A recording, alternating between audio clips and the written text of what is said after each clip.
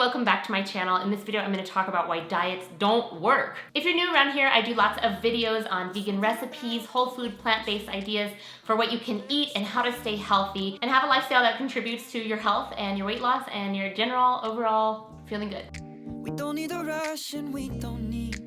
So most people, when they think about getting on a diet or losing weight, it just comes down to this really reduced formula of calories in versus calories out. And as long as you consume fewer calories than you expend, you'll lose weight. In theory, that totally makes sense. It totally seems right. But in order to make this formula actually work for you in practice, in your everyday life, you have to realize that not all calories are the same in regards to how they fill you up. Some calories are full of lots of fiber-rich foods, nutrient-dense foods that will fill you up and help you stay satisfied. And some calories come from refined sources that are stripped of fiber, highly processed, leaving little to no nutrients at all and don't make you feel full. These oftentimes just make us feel more hungry and then more likely to eat more food. For example, if you were to go eat a chicken nugget at McDonald's, the calorie density is so condensed in that chicken nugget, you can eat 2 and you've already had 100 calories. And that equals to an entire cup and a half of like a black bean soup, where you would probably feel quite full after having that black bean soup, versus the chicken nuggets where whoever eats 2 chicken nuggets, you wanna have more. 6, you wanna have 10. So the key is to choose foods that give you adequate calories full of nutrients and fiber that make you feel full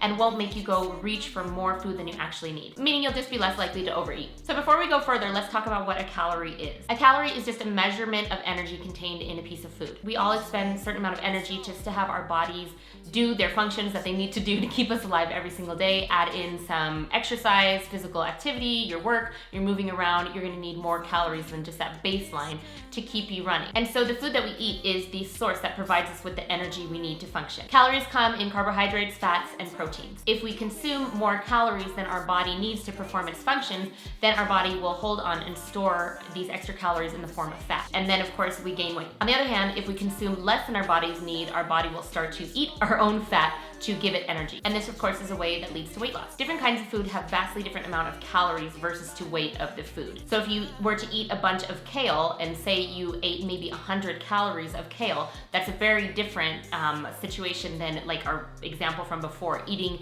2 chicken nuggets. You're eating a large volume of food. I'm not saying just eat kale or just eat chicken nuggets. There's lots of things in between those. But my point is that the chicken nuggets are more calorie dense. There's more calories within those tiny 2 chicken nuggets as compared to the more volume rich but lower calorie kale. I can't go any further without expressing to you like how important I think our mental attitude or our mind is regarding weight loss and diets and why they don't work.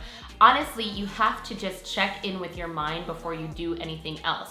We have these natural triggers of hunger in our body. Our body tells us when it's hungry, and a trigger that tells us when we're full. So true feelings of hunger and true feelings of feeling full can be really foreign to a lot of us nowadays because we've eaten so beyond that point of fullness, we don't remember what it is. And as long as we're eating highly processed foods, very low in fiber and low in nutrients, our bodies are really just trying to guess, like, when are we gonna fill up here? So something that I think is really important is to really just ask yourself before you go unconsciously eating something or munching on something, am I really hungry? That question alone will really help you take a step back before you start to eat without thinking about it. And the same, am I full? Am I full, or am I eating past the point of feeling satisfied?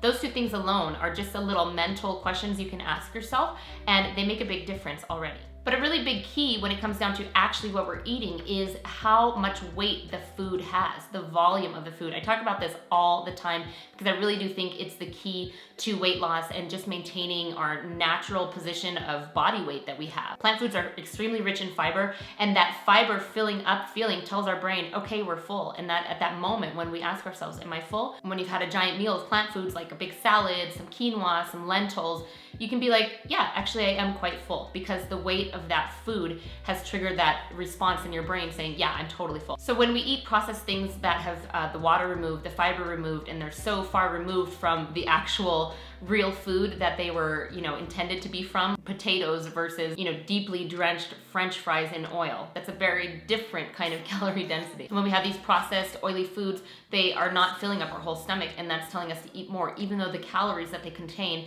is much higher than the whole foods themselves. So then, of course, we're overeating calories. And those calories really do accumulate over time. So if you had like an extra 100 calories every single meal without really even thinking about it, those start to accumulate. 3,500 calories is equal to 1 pound. So you could easily gain up to another like 20 pounds in a year if you're super unconscious about what you're eating and not really thinking if you're hungry, if you're full. But when we start to eat more whole plant foods, our body can really start to get back in tune with those feelings of true hunger and fullness and just feeling satisfied in general. You can begin to trust your own body again and not feel that feeling of deprivation. That is really the key to why diets don't work. If you're trying to have less than your body needs to fuel itself, it's only a matter of time. Your willpower will die out and you won't be able to do it. You have to have enough calories of nutrient-dense foods to make you feel that you can function normally. And the beauty with eating whole plant foods is that you begin to have those nutrients that make things function optimally. These are the